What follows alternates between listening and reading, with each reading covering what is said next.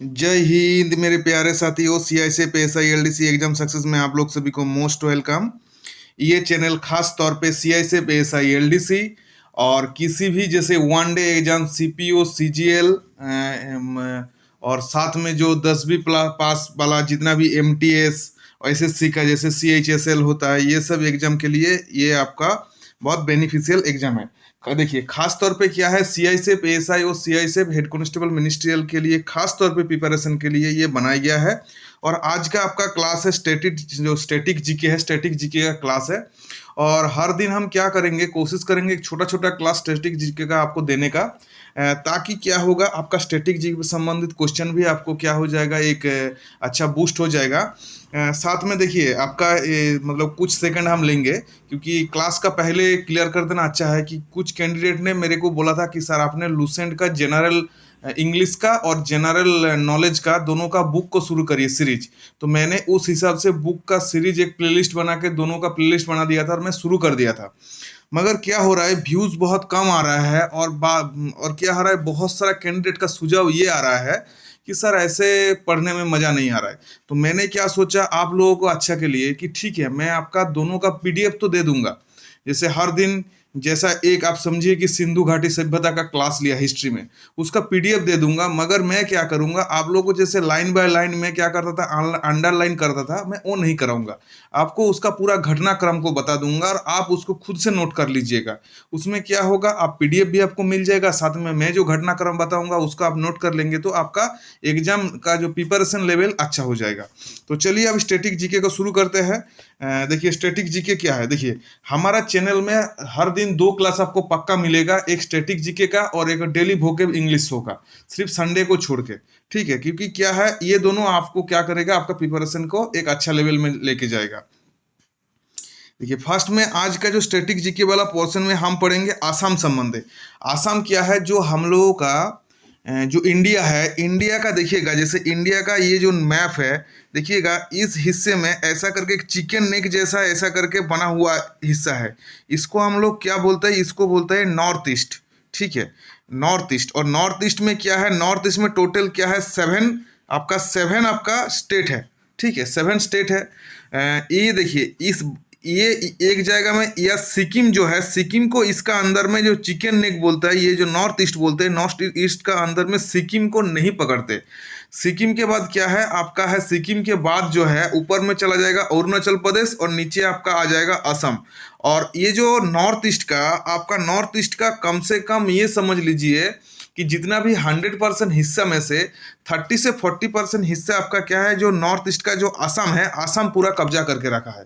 ठीक है, तो उसी असम का बारे में आज पढ़ेंगे, क्योंकि असम क्या है, असम एक मतलब महत्वपूर्ण, वहाँ पे एक मतलब जैसे भारत का जो नॉर्थ ईस्ट वाला हिस्सा होता है, उस नॉर्थ ईस्ट वाला हिस्सा में क्या होता है, असम एक महत्वपूर्ण आपके लिए स्टेट हो जाता है। इसीलिए असम का बारे में आज हम लोग जानकारी करेंगे। देखिए असम, असम कब गठन हुआ था, अर्थात स्टेटहुड, ये गठन कब हुआ था असम। असम जो गठन हुआ था, भारत का जो राज्य बोल के इसको दर्जा दिया गया था, ये दर्जा दिया गया था है 26 जनवरी 1950। और इसी 26 जनवरी 1950 के दिन ही क्या हुआ था, जो हमारा भारत का जो गणतंत्र दिवस, जो गणतंत्र प्रजातंत्र बोल के भारत को घोषित कर दिया गया था। और भारत का जो संविधान था, उस संविधान को क्या है, संपूर्ण रूप से क्या कर दिया गया था, लागू कर दिया गया था। ठीक है, आपको कभी पूछ सकते हैं कि संविधान दिवस किस दिन को मनाया जाता है, तो याद रखिएगा 26 नवंबर को संविधान दिवस मनाया जाता है। ठीक है, कॉन्स्टिट्यूशनल डे मनाया जाता है। क्यों? क्योंकि जो 1950 26 जनवरी को जो संविधान जो लागू हुआ था, ये संविधान बन के तैयार हो गया था 26 नवंबर 1949 को क्या हुआ था, बन के तैयार हो गया था। मगर देखिए जो 1929 में जब आपका पूर्ण स्वराज जो घोषित हुआ था, ये 29-30 में, ठीक है, जब पूर्ण स्वराज आपका घोषित हुआ था, वो कब हुआ था, वो आपका हुआ था 26 जनवरी के दिन। इसी 26 जनवरी का चलते क्या किया था, कुछ दिनों का मतलब क्या किया था, लगभग 1 महीने के आसपास संविधान को फुल मतलब संपूर्ण रूप से लागू करने के लिए, ये मतलब 1 महीना बता रहा हूँ, मतलब 2 महीने के आसपास में ये क्या कर दिया था, डिले कर दिया गया था। तो ये क्या, सबसे पहले आपको पता लग गया असम का गठन कब हुआ था, 26 जनवरी 1950 में असम का गठन हुआ था। साथ में इसका कैपिटल अर्थात इसका राजधानी क्या है, इसका राजधानी है दिसपुर, ठीक है। और इसका सबसे बड़ा सिटी अर्थात लार्जेस्ट सिटी कौन सा है, लार्जेस्ट सिटी है गुवाहाटी। और इसी गुवाहाटी में क्या है, आसाम का क्या हाईकोर्ट भी है। और ये आसाम का हाईकोर्ट क्या नागालैंड का हाईकोर्ट भी है, और आपका शायद पहले मणिपुर का था, अभी शायद मणिपुर का बन गया है, और नागालैंड का है, अरुणाचल प्रदेश का है, ठीक है। ये हाईकोर्ट इन्हीं लोगों का हाईकोर्ट आसाम का हाईकोर्ट ही है, ठीक है, क्योंकि आपका CISA PSI LDC में एक क्वेश्चन प्रीवियस में आया हुआ था। देखिए यहाँ का जो गवर्नर है अर्थात यहाँ का जो राज्यपाल है, राज्यपाल कौन है, राज्यपाल है जगदीश मुखी, तो ये याद रखिएगा, ठीक है, जगदीश मुखी है। उसके बाद देखिए हाईकोर्ट, जैसे आपको बताया कि आसाम का हाईकोर्ट का नाम क्या है, गुवाहाटी हाईकोर्ट है। आसाम का जो हाईकोर्ट है वो गुवाहाटी हाईकोर्ट है, तो ये आपके लिए अंडरलाइन करके रखिएगा और इम्पोर्टेंट है आपके लिए। देखिए CM क्या है, CM है सर्बानंद सोनोवाला। ये जो सर्बानंद सोनोवाला जो चीफ मिनिस्टर है, जो आपका चीफ मिनिस्टर है, ये कौन सा पार्टी से बिलोंग करता है, ये BJP से बिलोंग करता है, ठीक है। अभी देखिए जो आसाम का मोस्ट इंपॉर्टेंट रिवर है, ये कौन सा रिवर है, ब्रह्मपुत्र है, ठीक है। ये ब्रह्मपुत्र जब अरुणाचल प्रदेश से एंट्री करता है तब इसको क्या बोलता है, दिहांग नाम से क्या करता है, ये एंट्री करता है। उसके बाद क्या है, यही ब्रह्मपुत्र नदी क्या होता है, ब्रह्मपुत्र नदी क्या है, आसाम को पूरा कब्जा करके रखा है। आसाम का इसी ब्रह्मपुत्र नदी के क्या है, नदी का चलते आसाम में एक नदी द्वीप जो उसको डिस्ट्रिक्ट घोषित कर दिया गया है, और ये विश्व का सबसे बड़ा नदी द्वीप है जिसको बोलता है माजुली द्वीप, ठीक है। तो माजुली आपका माजुली क्या हो गया, विश्व का सबसे बड़ा नदी द्वीप है, आसाम में है। ये आपको कभी कभी क्वेश्चन आपका पूछ लेते हैं, तो इसको याद रखिएगा। और एक घटना, ये रिसेंट संबंधित एक करंट अफेयर्स का घटना है। ये क्या है, जो आसाम में क्या है, जो ब्रह्मपुत्र नदी का ऊपर एक बोगीबिल ब्रिज है, ये बोगीबिल ब्रिज हाल ही में क्या हुआ है, ये क्या है, उद्घाटन कर दिया गया है।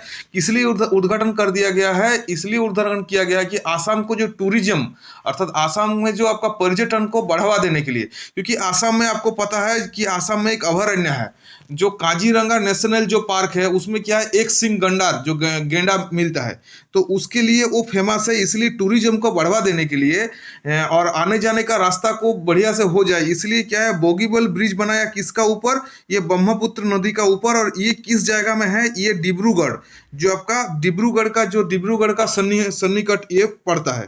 तो ये था क्या आपका आसाम का बारे में एक फुल डिटेल्स, आसाम का बारे में हमने आपको पूरा जानकारी दे दिया। इसमें क्या होगा आपका, देखिए इतना कम समय का अंदर में आपका क्या पूरा आसाम का बारे में आपको नॉलेज, आपको जानकारी मिल गया। इस वीडियो को 2-3 बार देखिए और एक पेपर में एंट्री करके रख लीजिए, मतलब लिख के रख लीजिए, और एग्जाम के टाइम पे आप एक बार रिवीजन कर लीजिएगा। आसाम संबंधित कोई भी क्वेश्चन आए, देखिए इसमें आपको मिल जाएगा। तो ये जो क्लास, ये जो मेरा प्रयास आपको अच्छा लगने से, मेरा चैनल को अभी तक सब्सक्राइब नहीं करने से सब्सक्राइब कर दीजिएगा। इस वीडियो को अच्छा लगने से मेरा प्रयास, मतलब मेरा मेहनत को सक्सेस, मतलब मेहनत जो मैं किया हूँ, इसको अच्छा लगने से पक्का लाइक, और साथ में आपका फोन में जितना भी छोटा मोटा ग्रुप है, उस ग्रुप में इस वीडियो को शेयर कर दीजिएगा। तो चलिए, जय हिंद, जय भारत।